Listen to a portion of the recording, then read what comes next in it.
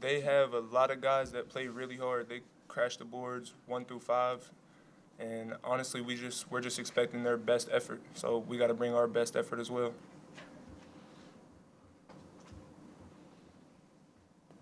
Dale, did you feel like you guys played up to the level you wanted in the opener, or are there some things y'all need to work on? Yeah, I think we played the way we wanted to. You know, we were excited for the first game, and we got the first one out. So we're gonna continue to build as a team and keep going, moving forward. Is there anything specific you remember about Norfolk from the tournament last year? They're a really good team. They're gonna play hard, and they're a team that they see shots go in, they're gonna get hype and bring their best effort. So. Langston, what was that like for you to actually play a real game and been a while? Oh yeah, it has been a while, but it was just a blessing from God. I got to get back to this point. I had my teammates, coaches, and everybody helping me along the way. So I feel like it wasn't just a moment for me; it was a moment for everybody that helped me along the way. Just to see me step on the floor for the first time in a Baylor uniform. Were there any nerves or anything, testing the knee and all? Not really. A lot of people talk about how nervous you're gonna be, but I just try to do my best not to think about it and just to, God has a plan. So whatever's in God's plan is gonna happen regardless of what I think. So. Langston, that there was a ton of stuff to work on after a 117-53 win, but if there was something that the coaches were focusing on the last few days, what was it? We just go through practice, just try to tune up all areas that we can. In the game, no matter who we're playing, we just want to go as hard as possible and just make our team as best as we can, do the best we can. So that's it. Yeah, you guys are obviously going to start playing some more known teams pretty soon. How important is it, to kind of get things together for these first few games? I would just say continue to play with confidence. The better we come together as a unit and learn how to play with each other, with the new guys, I think it's just going to go up from here. Dale, I think you went like 3 for 4 in the last game from behind the three-point line. After maybe struggling a bit more in that last year, how is it for you getting off the hot start? I'm just playing with confidence and just letting my work speak for itself. And I'm not worried about making or missing. And if I'm open, I'm going to shoot it. So I'm going to continue to do that. This can be for any of you. Matt just told us that Coach Drew's nephew is going to be playing you guys on Monday.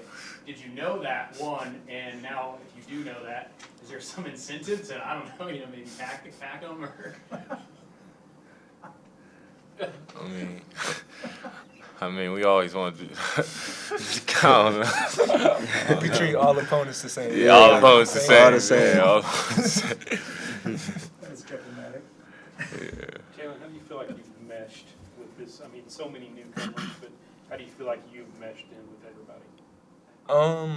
I just want to thank my teammates first for just putting their arms around me and just taking me in from day one.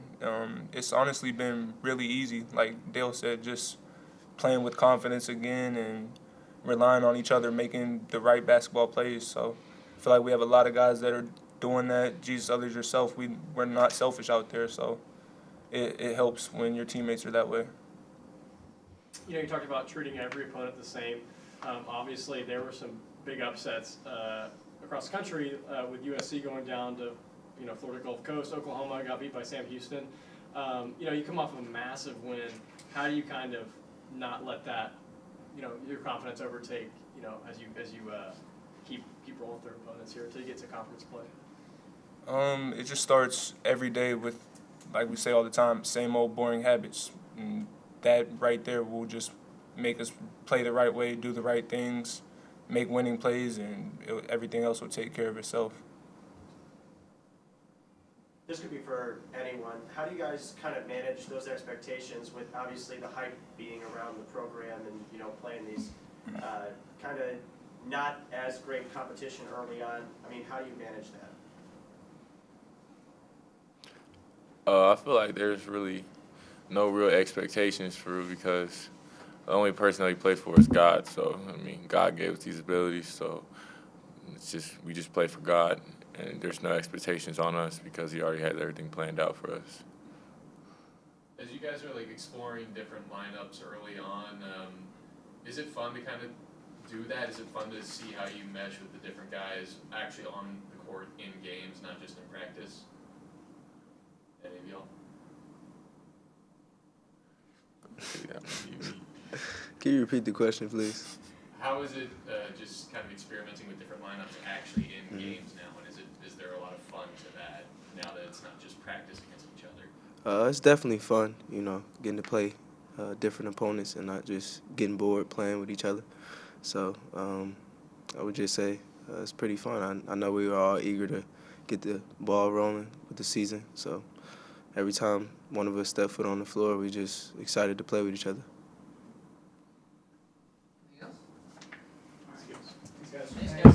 You guys. Well, first and foremost, this is a team that won their league, returned 12 players from the tournament team, and all 5 starters. So especially early in the year, when you have teams that return a lot of people, they have an advantage over everybody else. It's breaking in new guys. And at the same time, they got the player of the year in Joe Bryant, and they got a big guy, Chris Bankston, that's really fun to watch. Hopefully he's not fun to watch Friday night, but he'll get 5-6 dunks a night.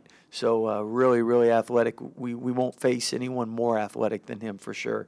Someone might be equal, but not more athletic. So it's a good team, well coached. They do a great job. Last year we were up 41-27. Matt had a big bucket right before the end of half, and then we played well in the second half to get that win. But this is a team favored to win every one of their conference games on the Ken Palm Analytics. So it's a good game if you win RPI-wise and net-wise.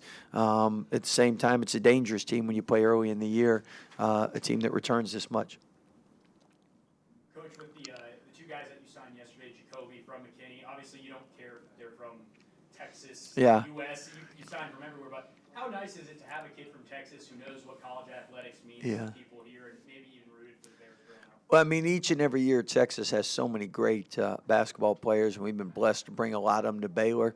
Every year, if we can get the best player from Texas, no one's going to complain in our office. I can promise you that. But it's great when you have a chance to see someone for a long time. They've been to campus going back to, because in Texas, obviously, it's easier to drive an hour and 15 minutes, hour and a half to get to campus. And knows all about the Big 12 rivalries and the great traditions with this conference. On the flip side of that, bringing in Miro internationally, how important is it to keep that pipeline open? Yeah.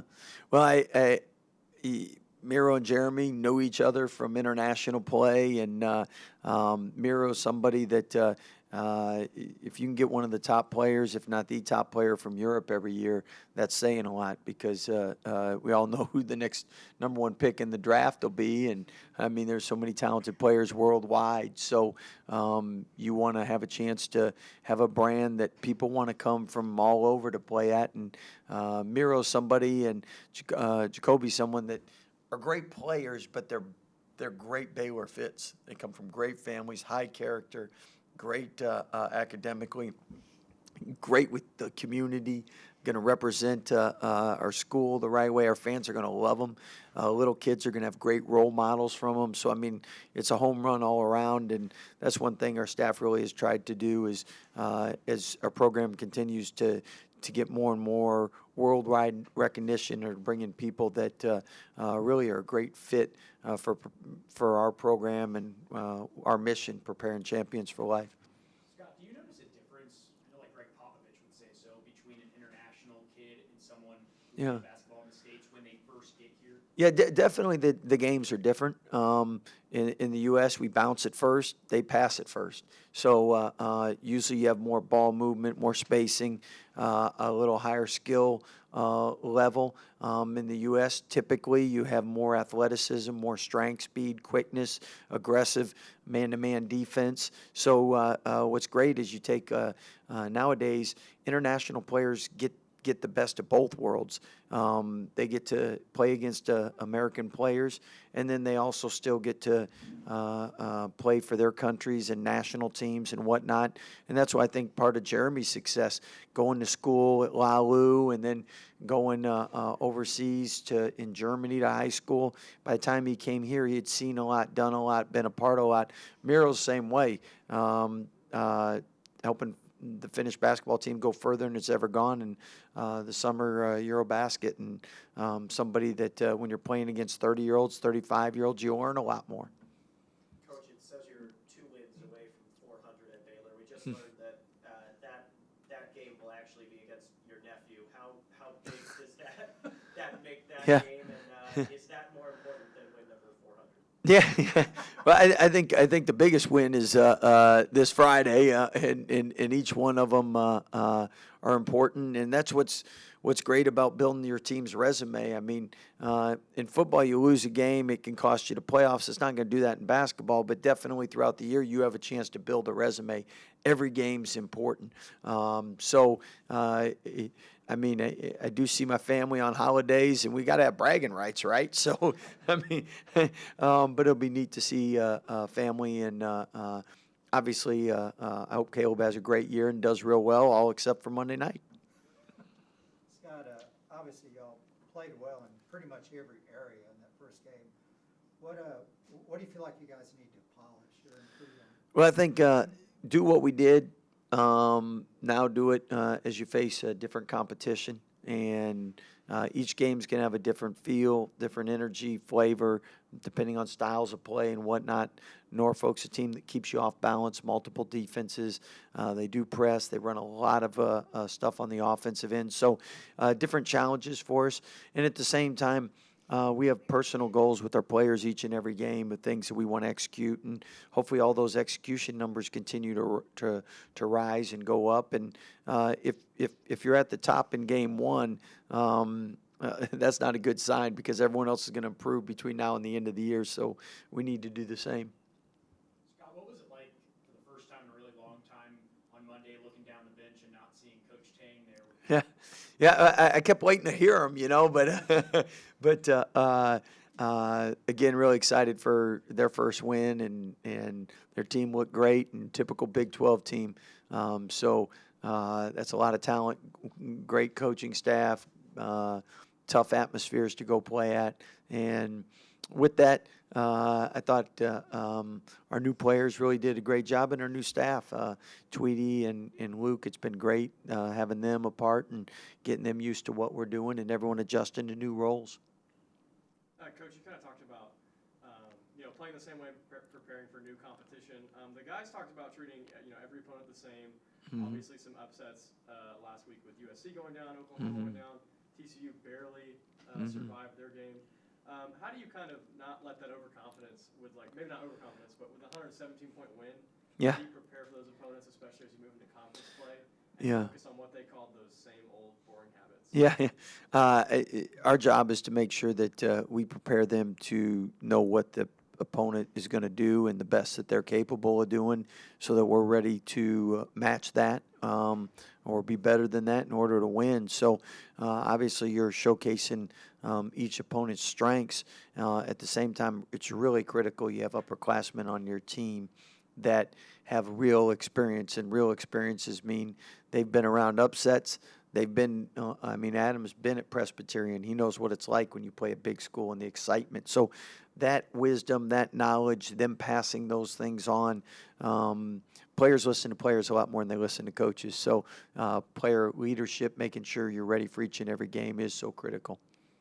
Coach, going back to your nephew, I want to ask, do you have memories of him growing up playing basketball? And then what kind of chastising do you think you're going to get from your sister before that? My nephew was a late bloomer and a slow grower, so he's gotten a lot taller and stronger in the last couple years. But somebody that Isaiah, his older brother, plays for my brother at GCU, and he's up to 6'8" now, and Caleb's 6'5", and who knows where he'll end up. But somebody that you're really proud of, because he's worked really hard to get where he's gotten. and nothing's been handed to him. He's had to work to achieve it, and he stayed humble and been a great role model for young people. And couldn't be more proud of him, and excited to see the career that he has in the season he has this year. Scott, you mentioned that Adam has kind of taken on that leadership role, or at least having him is important. How has he done with the younger talent coming on in, and has he really kind of been that guy to teach them what to do? Well, I think we're blessed because you have Adam, you have Flo, you have Jordan, you have John. I mean, you have a lot of upperclassmen. Dale's only been here 1 year, but he's an upperclassman that's been through a lot. So when you have guys, many hands make light work, and I think it's like a classroom. I mean, if you got several people helping monitor it and help everybody out, it kind of steers everybody and directs everybody, and keeps everybody locked in. And our young guys, our assistant coach has done a great job bringing in people that bring in the players that we know we can coach. They want to get better. They want to improve. They want to be great teammates. So it all goes hand in hand. Coach, I got one more, sorry. Thanksgiving right around the corner. What are you thankful for this year?